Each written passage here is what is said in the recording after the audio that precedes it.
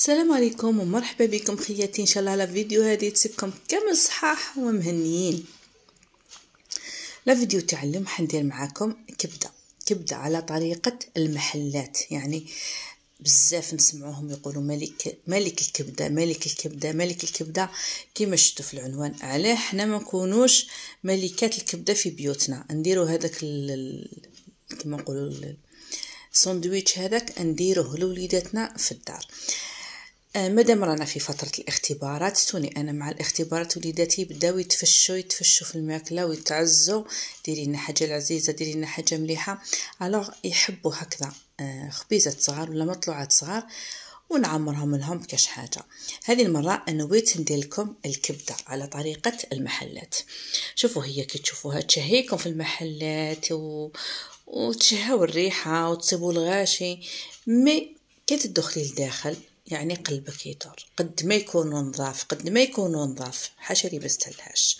المرأة انظف، المرأة في الدار انظف. انا شوفوا مانيش من محبي اكل تاع الزنقه، ما نحب ماذا بيا في داري ندير الحاجه نظيفه ونعرف واش درت لوليداتي. يعني كل حاجه نظيفه، كل حاجه جديده.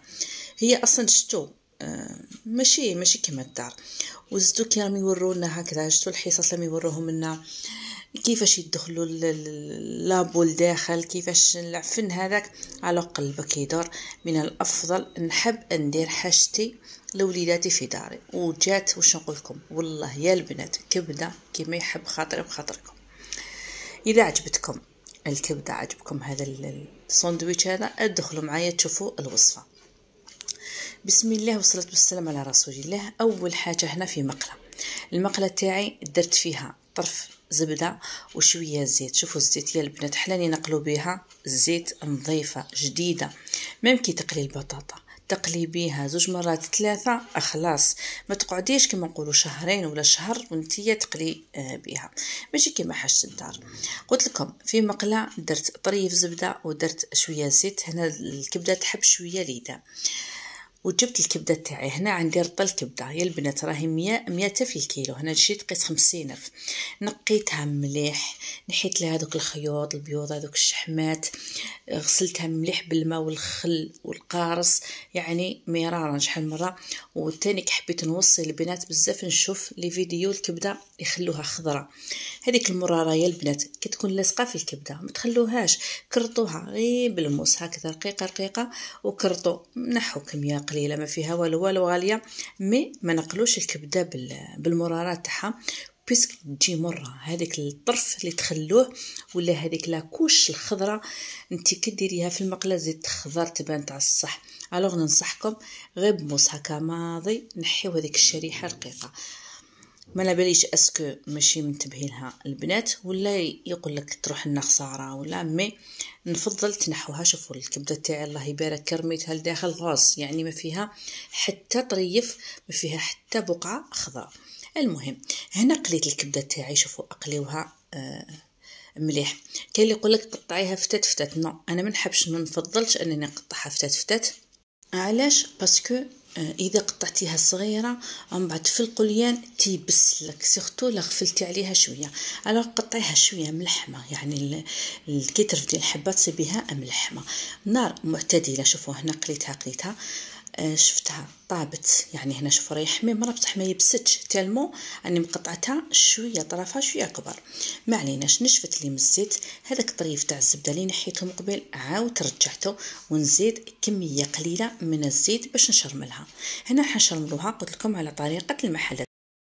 نزيد كميه قليله من الزيت ونرمي 3 ولا 4 سنينات تاع الثوم مرابين طبعا، ونقليهم في هذه الكميه تاع الزيت اللي درتها. البنات مع الاول شتوني غطيتها، من بعد كي بدا يدخلها طياب ولا بدات تطيب تبدا ترتق، يعني كي المايز غطيوها بلا ما نقولكم بيسك طير عليكم راهي دونجي، يعني الحرق تاعها واعر ولا الحريق ديالها واعر. هنا نقصت للنار وراني نشرمل فيها. درت داك الطريف تاع المارغرين ولا الزبده اللي نحيته، درت فتيته الزيت، درت 3 ولا 4 سنات توم تقلاو. هنا ملحت، كي ملحت راح نزيد ندير شويه لا موتارد وشويه هريسه. اللي حاب يدير الهريسه بلوس ولا اللي يحبوا الحار بلوس يزيد يدير بلوس كوسا. انا درت غير فتيته فقط. من بعد نضيف كميه من فلفل اسود وكميه من الكرويه، شويه كرويه، هاي كرويه. النار راهي هاديه يا البنات هنايا باش ما تزيدش تنشف لي، وراني نروح ندي ونجيب فيها. قلت لكم كي تقليوها هكذا شويه الحبه شويه خشينه ولا كما نقولوا الملحمه ما تخافوهاش، ماشي كيما تكون رقيقه فتايت ما تعودوا تاكلوا فيها يابسه كلي دراهمكم كامل راحوا خساره. الوغ عسوها في القليان ووقفوا معاها. بعد ما درت قلت لكم الملح، درت فلفل الكحل، درت كرويه، درت الملح، فلفل الكحل، كرويه، ليموطه وشويه هريسه. هنا درت كميه من المعدنوس ونزيد لها 2 مغارف خل هكذا. نخلي الخل ديالي يغلي، لازم الخل يغلي. هنا نمرق غير شويه، اولا باش تجينا بتيت صوص نصيبو فاش نغمسو، وثانيا باش لاسيديتي هذيك تنحرق، يعني تتغلى على لاسيديتي نتاع الخل هكذا تغلي. نخليها غير شويه تغلي، من بعد نكملها على توش الاخيره. هنا الاخوات اللي حب تاكلها هكذا تاكلها، واللي حبت ديرها بالروز تزيد لها برك شويه لاصوص بلوس كو باش تسقي بها لاصوص. هذا مكان وتجيكم روعه والله يا البنات، غير بنا عظيمه في الدار تاكلوا حاجه نظيفه وبالطبع. هنا شوفوا، هنا راني طفيت عليها، شوفوا خلاص هنا راح طفيت عليها. هاي عندها شوفوا لاصوص تاعها ملبيه، الكبده تاعنا طايبه بلا ما انحرقت.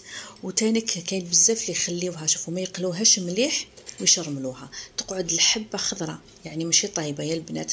هنا شتوني طيبتها بلا ما حرقتها، راهي دوغي الله الله.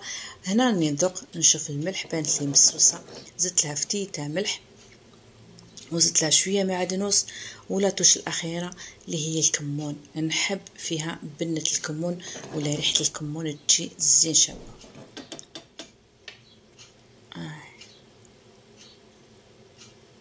هنا دوك طفيت عليها.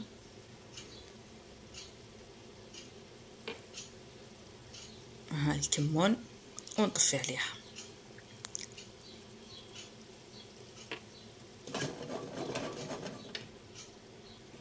هاي الكبده تاعنا وجدت.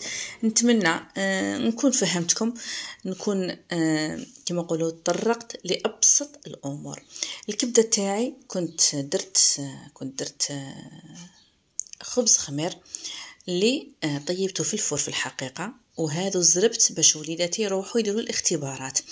الاخر مازال يخمر ما طابليش، سبقت في هذو 2 خبزات باش نسلكهم هما يروحوا وانا نطيب في غرضي ونفطر في غرضي. الكبده تاعنا شوف الله يبارك كيفاش جات معاها بتيت صوص غير دويت هايله مع شويه معدنوس من الفوق. رافقتها بقليه بطاطا. البطاطا انا ما ندير لهاش الملح حتى مع التالي. الخبز تاعنا راه سخون الله الله. كما شفتوا في بدايه الفيديو درت لهم هكا دي ساندويتش لوليداتي فطروا بهم الصحه والهنا.